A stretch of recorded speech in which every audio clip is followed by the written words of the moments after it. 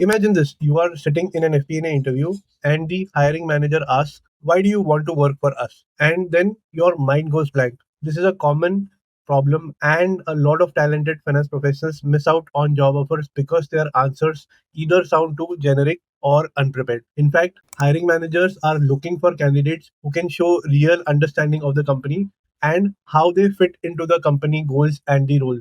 In this video, I'll walk you through a step-by-step approach using a simple three-step framework called the EGO framework. I'll show you how targeted research and a clear structure can help you craft an answer that gets noticed. So why do so many candidates struggle with this question? Let us look at what happens when your answer sounds like everyone else. Let's start with the biggest mistake, giving a very generic answer. Say something like, "I admire your company culture," without giving any reason or context, and you've just told the interviewer that you haven't prepared for the interview. In FP&A, where strategy and attention to detail matter, that's a deal breaker. Generic answers make it sound like you want any finance job and not just this one. So, how do you stand out? That's where the EGO or the ego framework comes in handy. So, let us talk about the first part of the EGO framework, which is expertise. Imagine that you're going to a birthday party. Would you bring a random gift without knowing the birthday boy or birthday girl's likes and dislikes? Of course not. You would ask around. You would check what they are into, right? And same goes for the interviews. When a company asks you, "Why do you want to work here?" they want to see if you know that what they are really caring about. Here is the thing, most candidate shows up with the wrong gift. They say things like, "I like your culture," or "This job sounds exciting." That's like bringing a cricket bat to a chess match. It shows you did not do your homework, and this hurts your chances in the interview. So, how do you show your real expertise? You dig in a little deeper. You visit the company's website, check their investors page, read what they say in their quarterly results, investor presentations, and big announcements. Are they growing fast? Are they cutting costs? Are they launching new products and services? Now, connect all of these in your FP&A interview using your skills tying to their goals. So let me take an example. One candidate saw that the company was automating its supply chain, and in the interview she said, "That's something I find very exciting. I have worked on a project where automation saved us 15% in cost, and I would like to do the same in your supply chain automation project." Simple, relevant, and powerful. So the key is, don't just talk about what you want. Show how what you've done earlier fits where they are going now. That's how you make your expertise feel like the perfect gift for that birthday party or that organization. Now, showing that you've done your research is a good start, but that only answers half the question. The next thing interviewers want to know is, are you in just for today, or do you see a future here in the organization? That's where the second part of the EGO framework comes in, growth.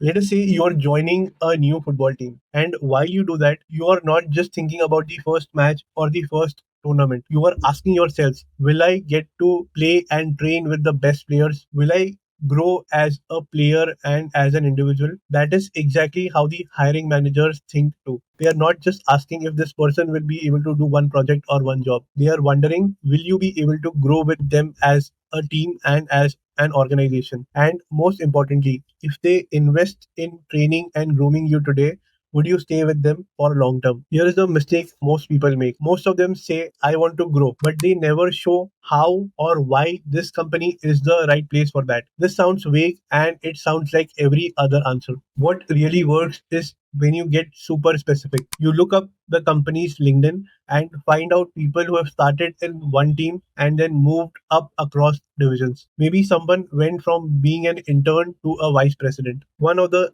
candidates said in the interview, "I noticed that one of your leaders started as an intern and then grew through multiple roles in the organization." That really stood out to me because I am also looking for a place where I can build long term. You should also look out for programs like finance rotations, mentorship tracks, or mobility initiatives. If you mention those by name in the interview, it shows that you have done your research and you have got a plan. So instead of saying, "I want to grow," you could say something like, "Your FP&A rotation program is very exciting to me. I am looking to gain experience across both corporate and divisional teams, and I have seen how employees here move roles between to build a broader experience." That is thoughtful That's long term and that shows growth. So you've shown them that you've done your research and that you see a long term future with the organization. But there is one last thing that sets great candidates apart, which is understanding what it is actually like to work in that role. That brings us to the final part of the EGO framework, which is the organization.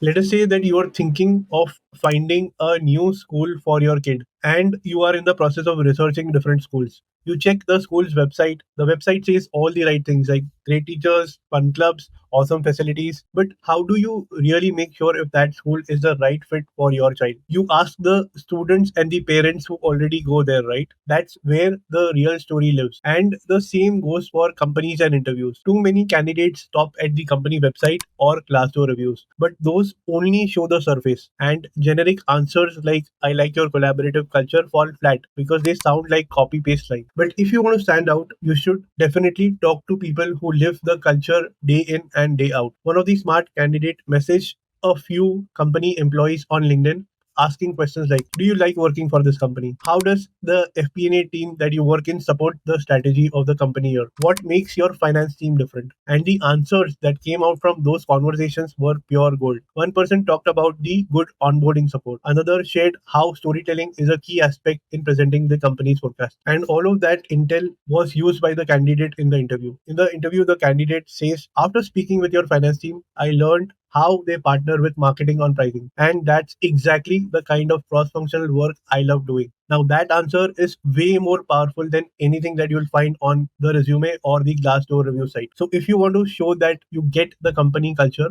you don't just guess.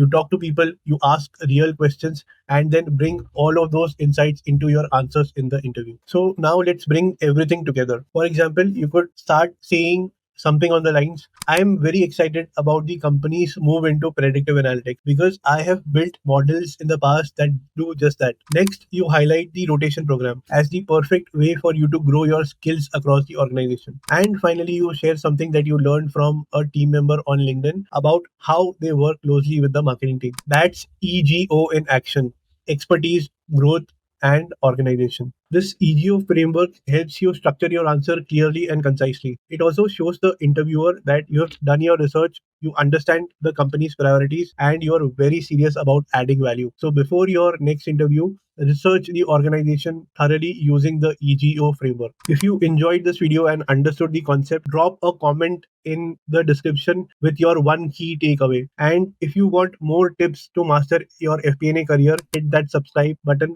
and like the video. If you're serious about FP&A, then do check out the Certified Global FP&A Professional CGFPA certification by FP&A Professionals Institute. The links are in the description. And also there are a bunch of free FP&A resources like books, courses, and interview preparation YouTube playlist. All the links are in the description. So which question would you like me to cover in the next video? Drop a comment and I will make a video if I get many requests on that. Thank you for watching and I will see you in the next video.